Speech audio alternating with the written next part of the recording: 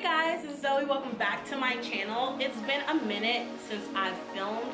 I've just been going through a lot. I graduated from college. I had my birthday, Valentine's Day, New Year's, all that. I was stressed. I was just all over the place and I just didn't have it in me to film.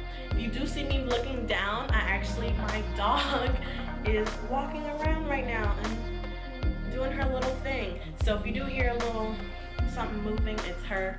I got her before I graduated, so that was an adjustment. So that's the reason why.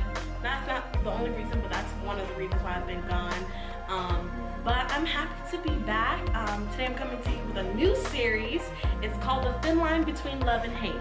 Now every month, which is going to be every month, it could be 2 times a month in the future, I'm not really sure yet. But every month I'm going to bring you 10 or less items that I don't hate, but I don't love it. They're right on the line. So the thin line between love and hate. It can be a brand, it can be a product. It just depends on what I got for the month. So if you guys want to see what is on the thin line between love and hate for me, then just keep on watching. Okay, so the first product I'm going to be talking about today is going to be on the high-end spectrum of products. I'm going to be talking about the Laura Mercier translucent powder in deep, and I've had the deep one and I've had the original, and that one's like an off-white. I've had that before. I like this product, I do. I'm on the fence about it because yes, it is a darker color. I only have a little bit in here because I'm about to run out, but as you can see, it's not off-white, but it's not like super dark. They could have used another color in there, and it's still kind of light for me, but you know, it doesn't have me looking ashy or anything like that. Only problem I really have with this product, I would say, is the fact that I don't feel like it's the same formula as the original, because when I use the original, which I used maybe for over a year, I always felt like my makeup still stayed in place, but I would still have to go over it just due to it being off-white and the cast it can leave if you don't take it off, like dust it off perfectly. So I'm on the fence, but I still like it. Other product I want to talk about today as far as powder is concerned is RCMA No Color Powder. Now this was a craze on YouTube for like a long time, and a lot of people liked it, especially because it just makes your skin look good, and it's inexpensive. It's $12. The top is not that great, which is something that I dislike about this powder because it's very messy, but at the same time it gets the job done, and it's like $12. It comes in another size as well. You can get it on, I believe, Beautylish, and I'm not sure if they sell it on the RCMA website, but this is a very good powder. It's just, as you can see, I've had this powder for a long time. I'm not done with it still. Okay, I'm not done with it still because I don't reach for it as much as I used to when I first started doing my makeup. But I still use it from time to time, and it's not a bad product. So I don't love it, but I don't hate it. Next product we're going to be talking about in this series is going to be from Fenty Beauty. Now I know everyone loves me some Fenty Beauty. I love me some Fenty Beauty. I'm one of those. I love Fenty Beauty. But when I first did my first big order with them, I got the matchsticks, I got the foundation, I got the primer, I got the blotting powder. I just kind of went ham on that first launch because I was so excited for it. And I use the foundation a lot. I use the Killawatt highlighters a lot, and I use the espresso matchstick, excuse me. I use the espresso matchstick to contour, but I used to use the suede matchstick for concealer. I like this. It's something about it that turns me off from it, from using it. I can't really put into words what it is, but when I'm blending it out, it is a little tough to blend out, but I mean, I can still blend it out. It's no problem. It's not that big of a deal, but I don't reach for it as much as I used to, and I don't know, like, it's just not a love and it's not a hate. The second one I have is the cinnamon matchstick, which came in the trio. This came with espresso, this trio here. And I don't really reach for this. I like cream highlights. Swatch it here for you. This is cinnamon. I like cream highlights and it's very pretty. You know, I get my brush. My dual fiber brush is what I use. I get it. I put the product on the actual brush itself, or I'll put it on my hand and then apply it to my cheeks, or a sponge. That's how I'll do it. And I like it, but it's not like blinding. And usually I'll put a powder highlighter over it anyways. So it's not a love product, but I don't hate it at the same time. But I don't really reach for it. So the next product I have is this. This is the Fenty Beauty primer, photo filter primer. This here is a good product. I really like it at first. I didn't reach for it at all. When I got it, it stayed in the box for months and I never used it. Now, with it being the winter time and my skin is getting super dry, with me being in Alabama, it kind of sucks. So what I have to do is I have to moisturize, make sure my skin is good and prepped before I put on my makeup, because it won't feel good. If my skin is not super moisturized, especially during this winter time, the makeup that I put on my face does not feel good. I start to feel dry and I don't like that feeling. So since that's been happening, what I've been doing is I've been moisturizing with this full filter primer, and then in my T-zone going in with my matte primer. And I actually really like it. I really it went under the radar for me for a couple months and I underestimated it, but I really like it. I like the smell and I like how my skin feels. So I definitely would recommend getting it if you have dry skin or you just need a moisturizer. So I don't dislike this product. I'm actually starting to love it the more I use it. So like I said, this was on the line. I wasn't sure, but now that I've been using it more, I love it. So what I have to talk about next is 2 drugstore foundations that I've been trying out within the last couple months that I've been on the fence about. I don't wear them every day, but I have been wearing them a couple times throughout the week just to see how I feel about them. And the one I'm going to talk about first is the LA Girl HD Long Wear Illuminating Foundation. That's what it's called. And this is it right here. I am in the shade Rich Cocoa.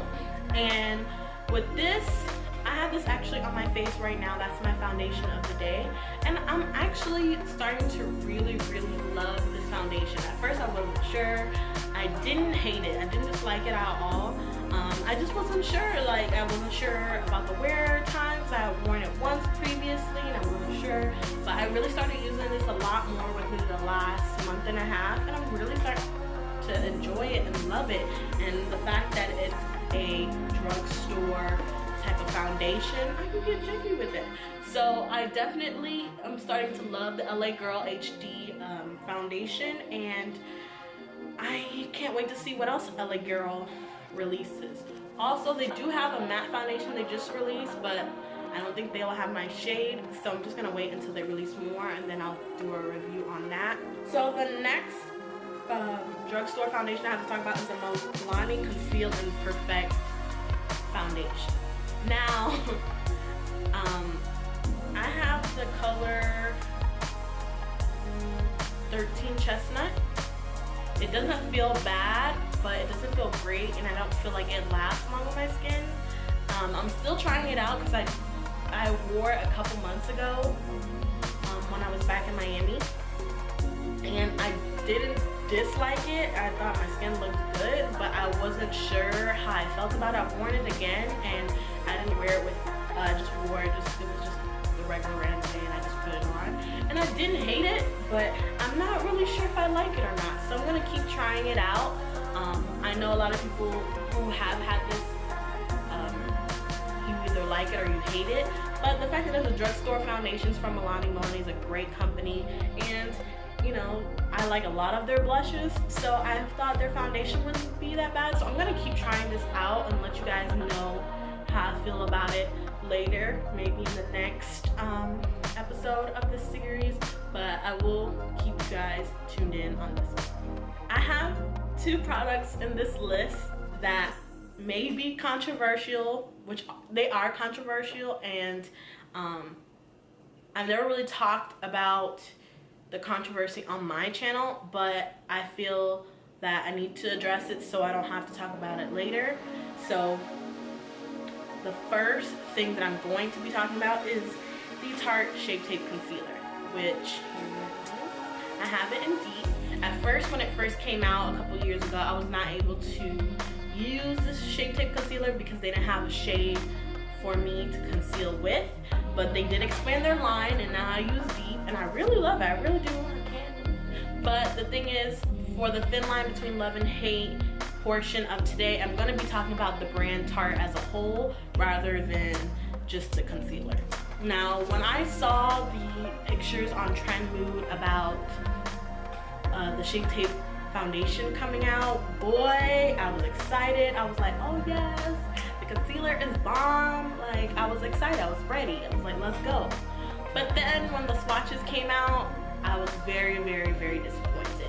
Now, I don't think any of the shades that they have are gonna match me. They could come close and I can manipulate it, but I'm not gonna go through all that trouble because I didn't feel like that launch was inclusive. I didn't feel like they included me.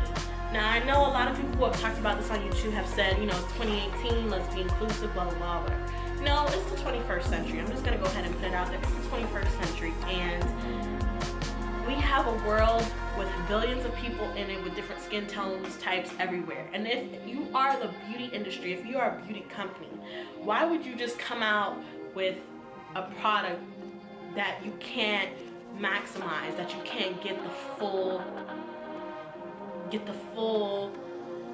range of everyone? You know what I mean? You want to get all your consumers, not just 1/4 of your consumers. Like, you're losing money yourself, you know what I mean? And the fact that they came out with this launch and they said they weren't ready for the launch as far as the darker shades, but you should have just waited. Like, we're not pressed for some new foundation. If we want new foundation, bring us some new foundation, but bring it to us right. So now the fact that they came wrong and people had all this to say about it, all the backlash, and then you want to apologize, it's kind of already a little too late. So as far as Tarte goes, I don't know if I will be purchasing anything else from them in the future, because I did actually really love the brand, and I loved a few things from their lines and things that I wanted to buy in the future. But as far as right now, I don't really know. We'll see how they continue to move and see how they continue to evolve within the next year. But right now, it's a no for me. It really is. Like, it's 21st century. You know how many people are in the world. I'm sure all the people in their team isn't just one color, and I'm sure a lot of people felt left out when they did this launch, even in their own company. So I think next time they really need to just say, hold up, do we have A through Z, not A through D? Because if you have A through Z, then you can really maximize on your launch, and they didn't do that. Fenty Beauty maximized on their launch. Makeup Forever maximizes on their launches because they have a wide range. So Fenty Beauty is not the first to do it, but they set the standard in 2017. Everyone's beautiful. Everyone's shade is beautiful. And for you to not include my shade or any other people's shade, like my auntie, my cousins, any of that, it's a no for me. All right, so one of the last two things that are on my list is something that I actually really love. I really love it. I really do. But there's something that I really hate about it. I really do. I just, ugh. So,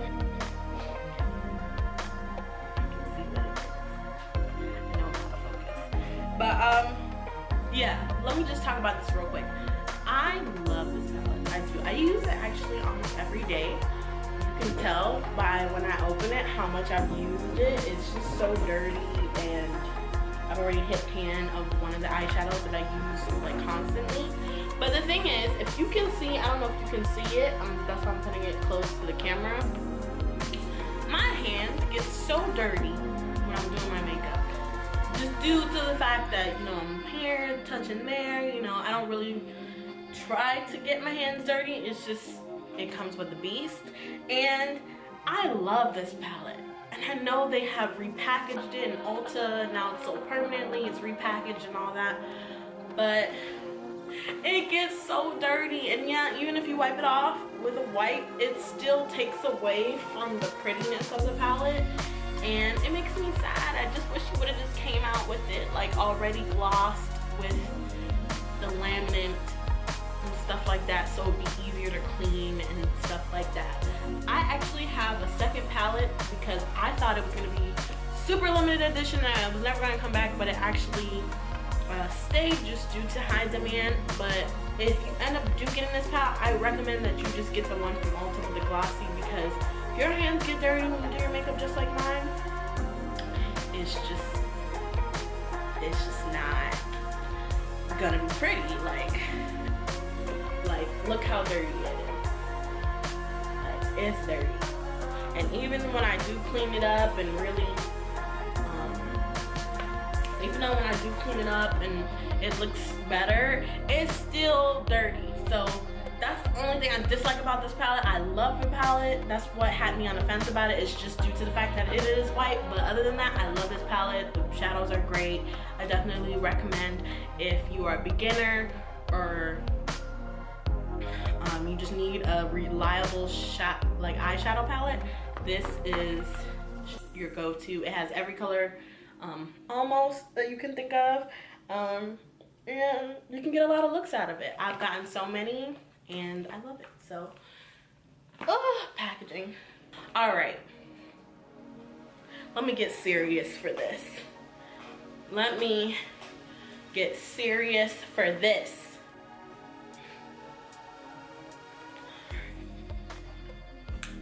All right, this is something that I've been so scared to talk about on my channel, just due to the fact because it's something that I don't agree with, but you know, I've had a lot of experiences these last 4 years with racism and just, you know, in our world today, there's just a lot going on. And you know, we actually deal with this every day, unfortunately, and it's something that needs to be addressed. And after I talk about this, I'm not going to talk about it again on my channel. Like, this is it. I'm just going to talk about it now so you can know my stance, and if you see products from this person in the future, you just be like, okay, whatever. So I'm gonna just go ahead and give you a little story. Jeffree Star he has a Jeffree Star Cosmetics. He's a makeup owner. He's an indie brand and he makes his own products, own warehouses, everything self-made. Proud of him. Great. He's a very extra person, which I love. I love his extraness. I don't hate that, but before I really knew who Jeffree Star was, I just had bought his products because, you know, I liked his work. I think he's very creative. I think, you know, that he has that knack for makeup, you know? So when I got his products, I actually really liked them. I have a couple of his products in my own personal collection, but I've never used it on my channel just due to the fact because I hadn't addressed it yet, and I wanted people to know my stance before I went and said, oh, this is what I'm using, you know, and not saying anything about it because it's important. I would say a couple years ago, I did research up on him, and you know, I saw his past stuff and the things he said, the racist comments he made, especially when he was in his younger years, and I was offended. I was, especially being from Miami and coming to Alabama where I went to school, living in Alabama, that's where I live now. I've experienced racism my own self, you know, I've experienced it, and I know that, you know, people change. That's all I'm gonna say. People change, and over the past year, I've seen him really start to, you know, accept responsibility, say I'm sorry, and move forward. Yes, he's a drama type of person, Some people pop off like that, some people don't. It is what it is, I don't really care. But the man, I have to give him his props where they're due. He makes great makeup products, and that's the only reason why I bought his makeup products. Now, when he came for Auntie Jackie, I wasn't with it. I didn't use his products for a while because I'm like, geez, like you said, like, you know, this was your past, but you're still doing the same stuff. And that was about a year ago. I had stopped using his products for a while. Then he issued a public apology, and you know, I started, you know, I was still watching him, wanted to see what he was gonna do, and he's really shown that he's starting to change and evolve. And you know, people make stupid mistakes, they say stupid things, sometimes in the heat of the moment, sometimes, you know, just being ignorant to certain situations and not knowing how it affects people. And you know, I understand, you know, his apology is his apology. It really doesn't affect me because he doesn't pay my bills. But I don't hate Jeffree Star, and I don't hate his products. So I'm gonna just go ahead and put that out there. The thin line between love and hate, that's what it is. Like, I don't hate him, but I don't overly love him, but I like him. He's an eclectic person. He's different and he's extra, and I'm extra, so you know. So with all that being said, the 2 items that I'm going to show you today, I do have more items from him, there's not that many, but 2 items that I'm going to show you today are from his line that I do really, really, really actually love.